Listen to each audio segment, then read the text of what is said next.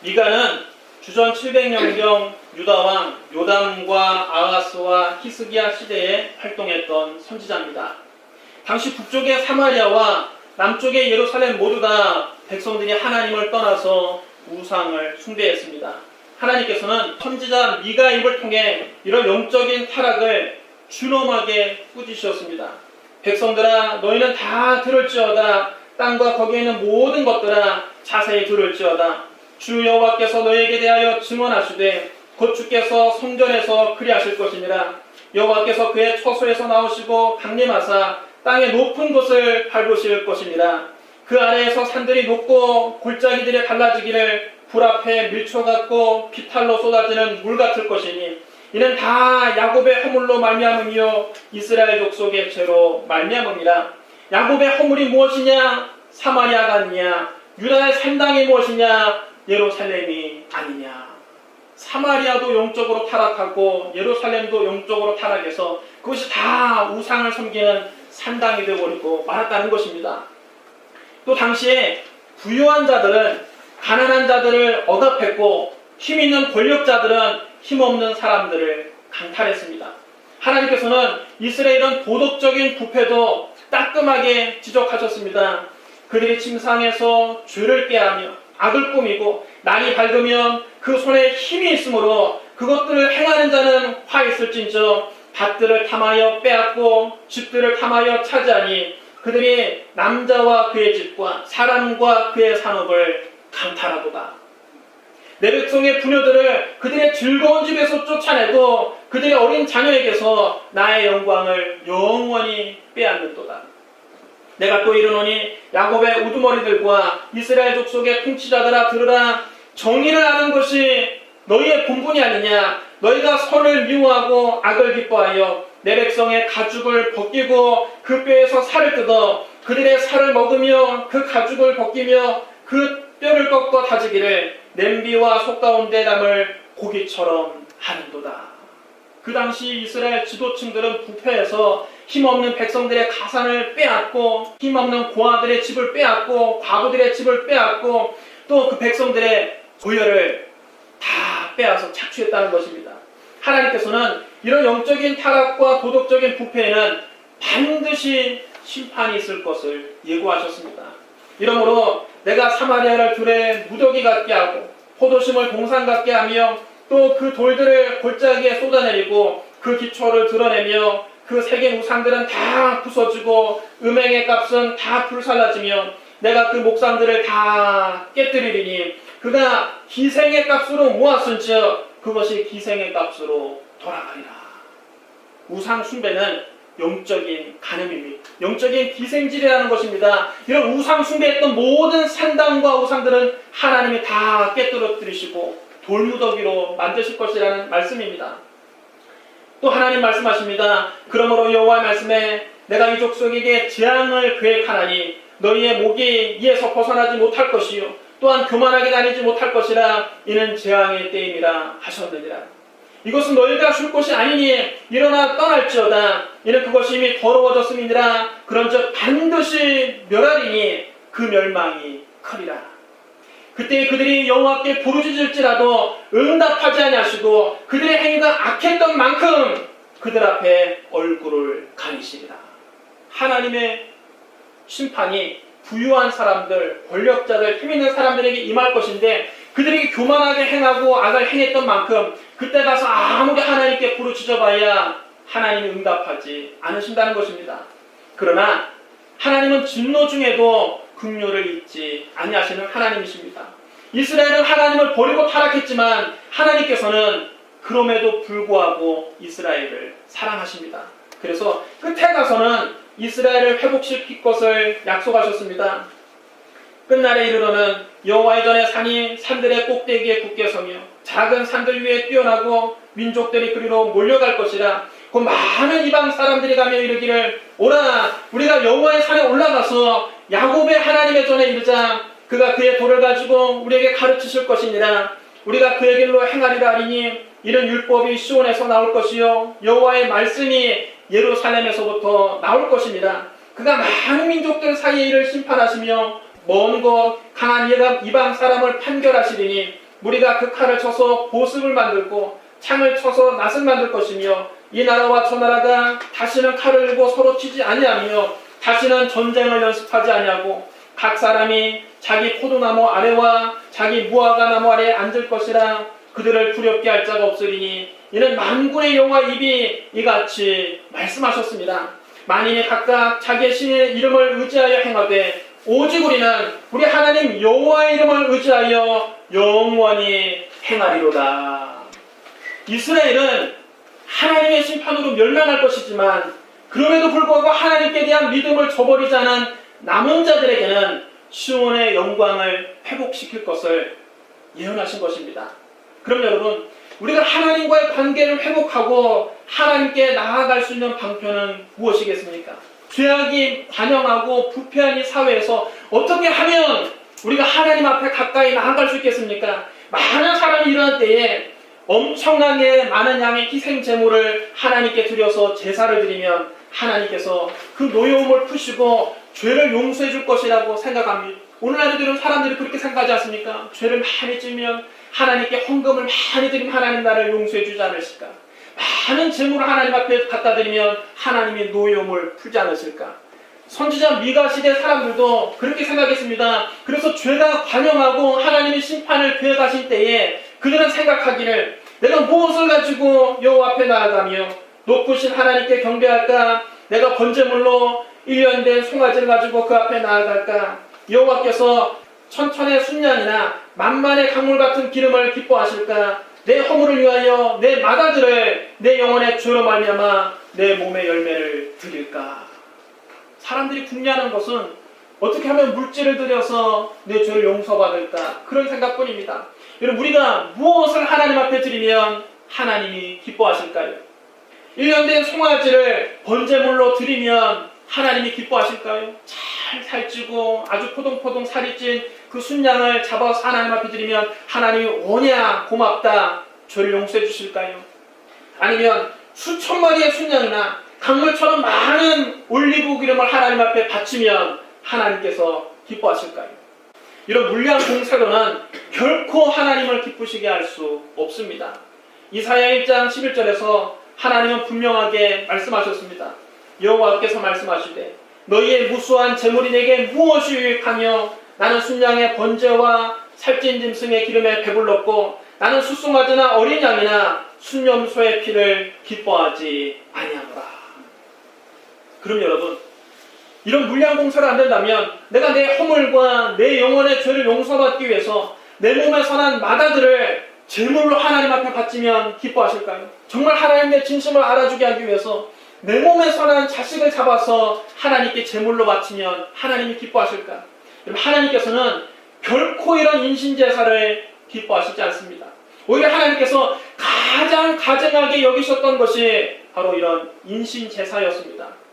암몬 사람들은 몰렉이라고 하는 신을 섬겼는데 몰렉은 사람의 몸뚱이를 하고 있고 머리는 황소의 머리를 가지고 두 팔을 이렇게 벌리고 있는 우상입니다. 그들이 몰렉에게 제사를 할 때 어린 자녀들을 잡아서 희생제물로 삼아 불로 태워서 몰렉에게 바쳤습니다. 나중에 이스라엘 사람들도 이 암몬 자손들의 관습의 영향을 받아서 몰렉을 섬기는 사람들이 더러 있게 되었습니다. 그래서 예루살렘 근처 흰놈의 아들 골짜기에도 몰렉의 제단을 설치하기도 했습니다. 하나님께서는 이런 야만적인 제사를 가증하게 여기시고 노여워하셨습니다. 하나님이 말씀하셨습니다. 너희는 결단코 자녀를 몰렉에게 주어 불로 통과하게 하므로 이 하나님의 이름을 욕되게 하지 말라. 나는 여호와니라. 자녀를 불로 태워서 드리는 가증한 제사, 야만적인 제사. 하나님의 사람을 얼마나 끔찍하게 사랑하십니까? 근데 그런 사람을 불로 태워서 드리는 야만적인 제사는 하나님이 가증하게 여기신다는 것입니다. 또 하나님 말씀하셨습니다. 이는 이스라엘 자손과 유다 자손이 모든 악을 행하여 내 노여움을 일으켰습니다. 그들과 그들의 왕들과 그의 고관들과 그의 제사장들과 그의 선지자들과 유다 사람들과 예루살렘 주민이 다 그러하였느니라. 그들이 등을 내게로 돌리고 얼굴을 내게로 향하지 아니하며 내가 그들을 가르치되 끊임없이 가르쳤는데도 그들이 교훈을 듣지 아니하며 받지 아니하고 내 이름으로 일컫는 집에 자기들의 가증한 물건들을 세워서 그 집을 더럽게 하며 흰놈의 아들의 골짜기에 바알의 산당을 건축하였으며 자기들의 아들들과 딸들을 몰래 앞에 지나가게 하였느니라. 그들이 이런 가증한 일을 행하여 유다로 범죄하게 한 것은 내가 명령한 것도 아니요 내 마음에 둔 것도 아니니라. 하나님은 결코 그 아들들과 딸들을 불러 태워서 드린 제사를 명령하신 적도 없고 바라신 적도 없습니다. 그런 가증한 제사 때문에 오히려 하나님께서 노여워하신다는 것입니다. 그러므로 하나님께서 기뻐하시는 제사는 많은 양의 소와 양을 잡는 물량공세도 아니고 자녀를 불러 태워드리는 야만적인 제사도 아닙니다. 하나님께서 저와 여러분에게 원하시는 제사는 따로 있습니다. 하나님이 저와 여러분에게 구하시는 것은 따로 있습니다. 미가 선지자는 하나님께서 우리에게 구하시는 것을 세 가지로 명료하게 정리했습니다. 우리 미가 6장 8절 말씀을 같이 읽겠습니다. 미가 6장 8절 말씀 우리 같이 큰 소리 읽겠습니다. 시작. 사람아 주께서 선한 것은 무엇이마를 내게 보이셨나니 여호와께서 내게 구하시는 것은 오직 정의를 행하며 인자를 사랑하며 겸손하게 우리 하나님과 함께 행하는 것이 아니냐. 첫째로 하나님께서 우리에게 구하시는 것은 정의를 행하는 것입니다. 정의는 하나님의 속성입니다. 신명기 32장 4절에 그는 반석이시니 그가 하신 일이 완전하고 그의 모든 길이 정의롭고 진실하고 거짓이 없으신 하나님이시니 공의로우시고 바르시도다 이렇게 말했습니다. 시편 37편 28절에서도 여호와께서 정의를 사랑하시고 그의 성도를 버리지 아니하시리로다. 그들은 영원히 보호를 받으나 악인의 자손은 끊어지리로다. 우리 하나님은 정의를 사랑하십니다. 정의로우신 하나님께서는 당신의 백성들도 정의로운 삶을 살라고 말씀하십니다. 아모스 5장 24절에 오직 정의를 물같이 공의를 말하지 않는 강같이 흐르게 할지어다. 예레미야 22장 3절에서도 여호와께서 이와 같이 말씀하시되 너희가 정의와 공의를 행하여 탈취당한 자를 압박하는 자의 손에서 건지고 이방인과 고아와 과부를 압제하거나 학대하지 말며 이곳에서 무죄한 피를 흘리지 말라고 했습니다. 여러분 정의가 무엇입니까? 탈취당하는 자들을 압박당하는 자의 손에서 건지는 것이 정의입니다. 이방인과 고아와 과부 등 힘없는 사람들을 압제하거나 학대하지 않는 것입니다. 무죄한 피를 흘리지 않는 것입니다. 재판할 때는 법을 공평무사하게 적용하는 것이 정의입니다. 법은 누구에게나 공평해야 됩니다. 하나님은 말씀하셨습니다. 너는 거짓된 풍설을 퍼뜨리지 말며 악인과 연합하여 위증하는 증인이 되지 말며 다수를 따라 악을 행하지 말며 송사의 다수를 따라 부당한 증언을 하지 말며 가난한 자의 송사라고 해서 편벽되이 부도나지 말지니라. 너는 가난한 자의 송사라고 정의를 붙게 하지 말며 거짓 일을 멀리하며 무죄한 자와 의로운 자를 죽이지 말라. 나는 악인을 의롭다 하지 아니하겠노라. 너는 뇌물을 받지 말라. 뇌물은 밝은 자의 눈을 어둡게 하고 의로운 자의 말을 굽게 하느니라. 너는 이방 나그네를 압제하지 말라. 너희가 애굽 땅에서 나그네 되었은즉 나그네의 사정을 아느니라. 모든 사람에게 법을 공평하게 적용하라는 것입니다. 또 상거래할 때는 속이지 말고 공정한 도량형을 사용하라고 주님은 말씀하셨습니다. 하나님이 말씀하십니다. 공평한 저울과 공평한 추와 공평한 에바와 공평한 힐을 사용하라. 나는 너희를 인도하여 애굽 땅에서 나오게 한 너희의 하나님이시니라. 속이는 저울은 여호와께서 미워하시나 공평한 추는 그가 기뻐하시느니라. 여러분, 상거래 할 때에는 항상 정직하게 상거래를 해야 된다는 것입니다. 도량형을 속여서 파는 사람이 이득을 얻게 하거나 사는 사람이 이득을 얻게 하기 위해서 부당한 저울, 부당한 추를 사용하지 말라는 것입니다. 이처럼 정의는 누구에게나 공평하게 대하는 것이 정의입니다. 새해에는 우리나라 정치, 경제, 사회, 문화 모든 분야에서 정의가 물같이 공의가 강같이 흐르게 되기를 소망합니다. 둘째로 하나님께서 우리에게 구하시는 것은 인자를 사랑하는 것입니다. 인자를 사랑하라는 말은 자비를 베풀기를 좋아하라는 뜻입니다. 다시 말하면 이웃사랑을 실천하면서 살라는 말씀입니다. 사랑 역시 하나님의 속성입니다. 요한일서 4장 7절로 8절이 이렇게 말씀합니다. 사랑하는 자들아, 우리가 서로 사랑하자. 사랑은 하나님께 속한 것이니 사랑하는 자마다 하나님께로부터 나서 하나님을 알고 사랑하지 아니하는 자는 하나님을 알지 못하나니 이는 하나님은 사랑이심이니라. 여러분 한번 따라해 주셔야 합니다. 하나님은 사랑이십니다. 하나님은 사랑이십니다. 여러분 하나님은 사랑이십니다. 하나님이 사랑이시기 때문에 우리가 구원받을 수 있는 겁니다. 만약 하나님이 정의의 하나님만 되시고 사랑의 하나님이 아니시라면 우리는 다 벌써 죽었을 것입니다. 하나님이 정의만 있으시고 사랑과 긍휼이 없으시다면 이 자리에 여러분 살아남아 있을 사람이 누가 있겠습니까? 이미 다 죄로 말미암아 벌써 죽었죠. 태초에 하나님께서는 6일 동안 천지와 만물을 창조하시고 마지막으로 사람을 만드셨습니다. 하나님께서는 사람을 아주 특별한 존재로 창조하셨습니다. 성부와 성자와 성령 하나님께서는 사람을 창조하실 때 이렇게 말씀하셨습니다. 우리의 형상을 따라 우리의 모양대로 우리가 사람을 만들고 그들로 바다의 물고기와 하늘의 새와 가축과 온 땅과 땅에 기는 모든 것을 다스리게 하자. 삼위일체 하나님께서는 하나님의 형상대로 사람을 창조하셨습니다. 하나님께서는 사람을 창조하자마자 그들에게 복을 주셨습니다. 하나님이 그들에게 복을 주시며 하나님이 그들에게 이르시되 생육하고 번성하여 땅에 충만하라. 땅을 정복하라. 바다의 물고기와 하늘에서와 땅에 움직이는 모든 생물을 다스리라 하시니라.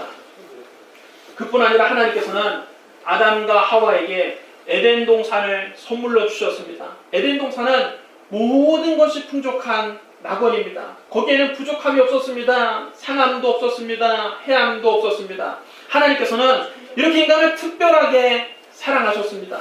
그러나 인간은 의리 없게도 이 하나님을 배반했습니다. 뱀이 여자에게 묻습니다. 하나님이 참으로 너희에게 동산 모든 나무 열매를 먹지 말라 하시더냐. 어리석은 여자는 그것이 사탄의 꼬임인 줄도 모르고 순진하게 말을 섞었습니다. 동산 나무 열매를 우리가 다 먹을 수 있으나 동산 중앙에 있는 나무 열매는 하나님 말씀에 너희는 먹지도 말고 만지도 말라 너희가 죽을까 노라 하셨느니라. 뱀이 재빨리 여자를 안심시킵니다. 너희가 결코 죽지 아니하리라. 그러면서 뱀이 여자에게 아주 솔깃한 얘기를 속삭입니다. 너희가 그것을 먹는 날에는 너희 눈이 밝아져 하나님과 같이 되어 선악을 알 줄을 하나님이 아심이니라. 여자가 그 이야기를 듣고 그 나무를 다시 쳐다보자 과연 먹음직도 하고 보암직도 하고 지혜롭게 할 만큼 탐스럽기도 했습니다. 여자가 그 열매를 따서 먹었습니다. 그리고 자기와 함께 있는 남편에게도 주니 그도 먹었습니다. 아담과 하와가 왜 선악과를 먹었습니까? 그들이 단순히 그 열매의 맛이 어떤 것일까? 하나 소리에 먹겠다. 그런 마음으로 먹은 것이 아닙니다. 그들은 하나님과 같이 되기 위해서 그 선악과를 먹은 것입니다. 그럼 여러분, 선악과를 따먹은 것은 단순히 남의 과수원에 들어가서 나무 열매 하나 따먹은 것이 아닙니다. 과수원에 들어가서 사과 열매 하나, 감 열매 하나 따먹은 것이 아닙니다. 아담과 하와는 절대 주권자의 자리에서 하나님을 내쫓고 자기들이 그 자리를 차지하기 위해서 하나님의 명령에 반기를 든 것입니다. 하나님처럼 되기 위해서, 자기가 스스로 하나님 되기 위해서 선악과를 먹은 것입니다. 하나님께서는 인간을 모든 피조물 가운데서 특별히 사랑하셨지만 인간은 그 사랑을 무참히 짓밟고 하나님을 배신했습니다. 그것이 바로 인간의 불의, 죄입니다. 인간이 하나님을 배신한 결과는 비참했습니다. 영적으로는 하나님과의 관계가 단절되었습니다. 환경적으로는 땅이 저주를 받아 가시덤불과 엉겅퀴를 내었습니다. 그때부터 인간은 얼굴에 땀을 흘려야만 먹을 것을 먹을 수 있게 됐습니다. 육체적으로는 병들어 죽고 한 줌의 흙으로 돌아가게 되었습니다. 그로 인간은 죄와 마귀, 슬픔과 질병, 고독과 저주, 허무와 죽음 아래서 고통당하게 되었습니다. 인간이 이렇게 하나님을 배반했음에도 불구하고, 하나님을 배신했음에도 불구하고 하나님은 이런 못난 인간을 사랑하셨습니다. 사랑의 하나님은 인간의 이런 죄와 마귀, 슬픔과 질병, 고독과 저주, 허무와 죽음에서 후원하기를 원하셨습니다. 인간이 고통당하는 그 모습을 보고 하나님 마음이 찢어지는 것입니다. 어찌하든지 저 고통당하는 인류를 구원해야 되겠다. 그렇다고 해도 정의의 하나님께서 인간의 죄를 그냥 묵과하실 수 없습니다. 분명히 죄가 있는데 아무 대가를 치르지 않고 죄가 없다고 할 수 없습니다. 죄의 삭은 사망이기에 누군가 죄 없는 사람이 인간의 죄값을 치르기 위해서 대신 죽어야만 합니다. 죄 없는 분이 죽어야만 합니다. 하나님의 세상을 이처럼 사랑하사 독생자를 주셨습니다. 아무 흠도 없는 하나님 어린 양 예수 그리스도께서 우리의 모든 죄를 대신 짊어지기 위해서 이 세상에 오신 겁니다. 예수님은 십자가에서 당신의 몸을 갈기갈기 찢고 당신의 그 보배로운 피를 흘려서 우리의 모든 죄값을 대신 다 갚아주신 것입니다. 죄값이 사망이기 때문에 하나님의 아들인 예수님이 아무 죄가 없으신 분이 우리의 죄를 감당하기 위해 오셔서 십자가에서 피를 흘려서 죽으신 겁니다. 요한일서 4장 9절로 10절은 이에 대해서 이렇게 말씀합니다. 하나님의 사랑이 우리에게 이렇게 나타난 바 되었으니 하나님이 자기 독생자를 세상에 보내심은 그로 말미암아 우리를 살리려 하심이라. 사랑은 여기 있으니 우리가 하나님을 사랑한 것이 아니요 하나님 우리를 사랑하사 우리 죄를 속하기 위하여 화목제물로 그의 아들을 보내셨습니다. 이제 누구든지 예수 그리스도를 믿으면 죄사함 받고 하나님과 화해할 수 있습니다. 하나님과의 관계가 회복될 수 있습니다. 예수님이 하나님과 우리 사이를 화목하게 하시는 화목제물이 되신 것입니다. 우리가 하나님께 이렇게 큰 사랑을 받아 구원을 받았다면 이제 우리도 사랑을 나누며 사는 것이 마땅한 일입니다. 요한일서 4장 11절로 12절은 이렇게 말씀합니다. 사랑하는 자들아 하나님 이같이 우리를 사랑하셨은즉 우리도 서로 사랑하는 것이 마땅하도다. 어느 때나 하나님을 본 사람이 없으되 만일 우리가 서로 사랑하면 하나님 우리 안에 거하시고 그의 사랑이 우리 안에 온전히 이루어지느니라. 여러분 하나님을 사랑한다고 하면서 우리가 옆에 있는 형제를 미워한다면 그것은 거짓말입니다. 내가 하나님을 사랑합니다. 내가 믿음이 좋은 사람입니다 하면서 남편을 미워하고 아내를 미워하고 자식들을 미워하고 부모님을 미워하고 직장 동료를 미워하고 이웃들을 미워한다면 그건 말짱 거짓말 아니겠습니까? 눈에 보이는 형제를 사랑하지 못하는 사람이 보이지 않는 하나님을 사랑할 수는 없는 것입니다. 하나님을 사랑하는 사람은 내 주변에 있는 사람도 사랑해야 됩니다. 우리 이 계명을 예수님께로부터 받았습니다. 요한일서 4장 20절로 21절은 이렇게 말씀합니다. 누구든지 하나님을 사랑하노라 하고 그 형제를 미워하면 이는 거짓말하는 자니 보는 바 그 형제를 사랑하지 아니하는 자는 보지 못하는 바 하나님을 사랑할 수 없느니라. 우리가 이 계명을 주께 받았으니 하나님을 사랑하는 자는 또한 그 형제를 사랑할지니라. 우리는 하나님께 어마어마한 사랑을 받았습니다.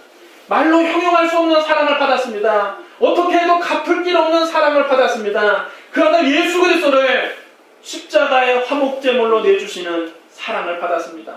우리가 이 예수 그리스도의 십자가 사랑을 날마다 묵상하는 사람이라면 우리도 날마다 주님의 사랑을 가지고 우리 옆에 있는 형제들을 사랑해야 됩니다. 우리 가족들을 진심으로 사랑해야 됩니다. 우리 직장 동료를 진심으로 사랑해야 됩니다. 우리 옆집에 사는 이웃들을 진심으로 사랑해야 됩니다. 우리 함께 예배드리는 교우들을 진심으로 사랑해야 됩니다. 새해에는 주변 사람들을 사랑하는 한 해가 되시기를 주님의 이름으로 축원합니다. 셋째로 하나님께서 우리에게 구하시는 것은 겸손하게 하나님과 함께 행하는 것입니다. 하나님께서는 우리가 인생길을 하나님과 함께 걷기를 원하십니다. 여러분 두 사람이 함께 걸어가기 위해서는 서로 마음이 맞아야 함께 걸어갈 수 있습니다. 한 사람은 동쪽으로 가기를 고집하고 한 사람은 서쪽으로 가기를 원한다면 함께 걸어갈 수가 없는 것입니다. 두 사람이 의견이 맞지 않을 때는 어떻게 됩니까? 그 두 사람 중 한 사람이 겸손하게 자기 의견을 적지 않으면 그 둘은 함께 걸어갈 수 없습니다. 여러분 우리가 이 인생길을 하나님과 함께 걷기를 원한다면 내 고집을 꺾고 겸손히 하나님 말씀에 순종해야 됩니다. 하나님 말씀에 맞서서 교만하게 내 뜻을 굽히지 않는다면 결코 하나님과 동행할 수 없는 것입니다. 하나님과 함께 걸어갈 수 없는 것입니다. 성경 말씀합니다. 하나님은 교만한 자를 대적하시되 겸손한 자들에게는 은혜를 주시느니라. 하나님과 동행했던 사람들은 모두 다 자기 주장을 내려놓고 하나님 말씀을 따라갔던 사람들입니다. 성경에 보면 에녹은 300년 동안 하나님과 동행했습니다. 동행한다는 말은 히브리어로 할라크입니다. 이 말의 기본 의미는 걷다 그런 뜻입니다. 마치 어린아이가 아버지의 손을 붙잡고 아장아장 따라가듯이 에녹이 하나님 말씀을 받으면서 하루하루를 하나님과 함께 걸어가는 삶을 살았다는 것입니다. 히브리서 11장 5절에는 에녹에 대해서 이렇게 말씀합니다. 믿음으로 에녹은 죽음을 보지 않고 옮겨졌으니 하나님이 그를 옮기심으로 다시 보이지 아니하였느니라. 그는 옮겨지기 전에 하나님을 기쁘시게 하는 자라는 증거를 받았느니라. 에녹이 죽음을 보지 않고 천국에 올라간 것만 대단한 일이 아니라 300년 동안이나 그는 하나님을 기쁘시게 하는 삶을 살았다는 것입니다. 어떻게 하나님을 기쁘시게 했습니까? 겸손히 자기 뜻을 내려놓고 하나님 말씀에 순종하며 살면서 하나님을 기쁘시게 했던 것입니다. 성경에 보면 노아도 하나님과 동행했다고 했습니다. 그때 온 땅이 하나님 앞에 부패하고 포악함이 땅에 가득했습니다. 하나님께서는 이 죄악이 가득한 세상을 심판하시겠다면서 노아에게 모든 생물의 암수가 다 들어갈 수 있는 거대한 방주를 만들라고 명령하십니다. 대홍수 이전에는 하늘에서 한 번도 비가 내리지 않았습니다. 아침에 안개만 땅에서 올라와 온 지면을 덮시고 낮에는 늘 청명한 하늘에 태양이 반짝반짝 빛나고 있었습니다. 그러므로 노아가 이 말씀을 하나님께 받을 때에는 곧 이 세상이 홍수로 심판을 받을 것이니까 큰 배를 만들어서 모든 동물들이 들어갈 수 있는 거대한 방주를 만들라고 할 때 노아가 생각할 때는 상식적으로 이해가 안 되는 것입니다. 하늘에서 물 한 방울 내려온 적이 없거든요. 그런데 이 세상이 물로 심판을 받을 것이니 배를 만들어서 심판을 대비하라고 할 때에 노아가 상식적으로 자기 과거의 경험적으로 생각해봐도 이해가 안 되는 것입니다. 그동안 한 번도 비를 본 적이 없는데 무슨 비를 대비해서 방주를 만드느냐 이해가 안 됐을 것입니다. 자신의 상식으로나 지금까지의 경험으로나 납득할 수 없는 말씀이었습니다. 그러나 노아는 자기의 이성이나 자기의 상식이나 자기 경험을 다 겸손히 내려놓고 하나님이 자기에게 명령하신 대로 준행했다고 성경은 말씀합니다. 바로 이것이 노아가 하나님과 동행한 비결입니다. 자기 생각, 자기 주장, 자기 고집, 자기 욕심을 죽이지 않고는 우리가 하나님과 동행할 수 없는 것입니다.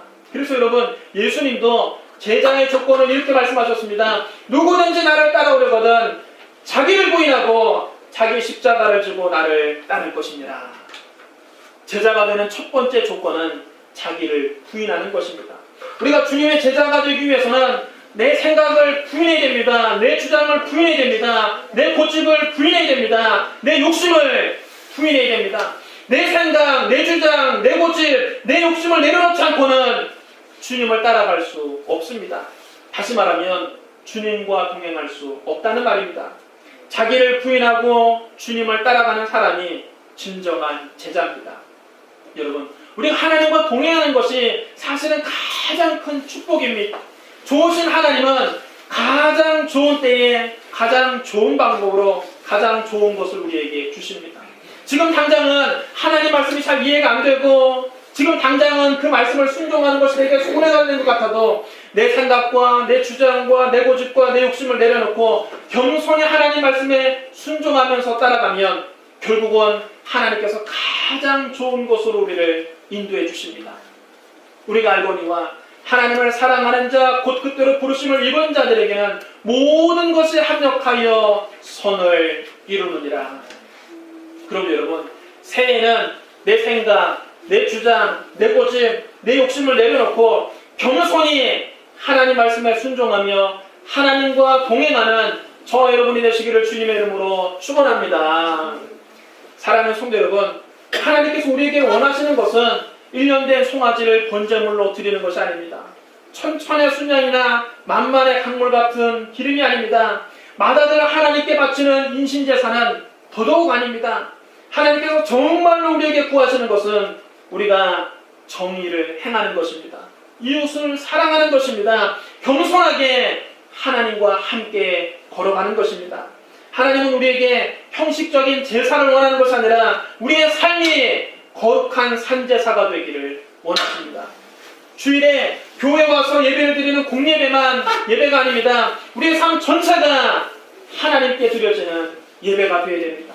주일 하루만 거룩하게 보내는 썬데이 크리스천이 아니라 월화수목 금토일 매일매일의 삶을 예배처럼 거룩하게 사는 born again 크리스천, 거듭난 크리스천이 되시기를 주님의 이름으로 축원합니다.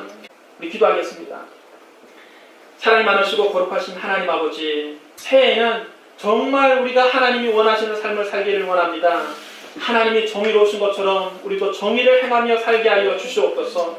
하나님의 사랑이신 것처럼 우리도 사랑과 자비를 베푸는 삶을 살게 하여 주시옵소서. 새해는 겸손히 내 생각, 내 주장, 내 고집, 내 욕심을 내려놓고 하나님 말씀에 순종하며 하나님 따라가며 살게 하여 주시옵소서. 하나님과 동행하는 새해가 되게 하여 주시옵소서. 예수님 이름으로 축복하며 기도드리옵나이다. 아멘.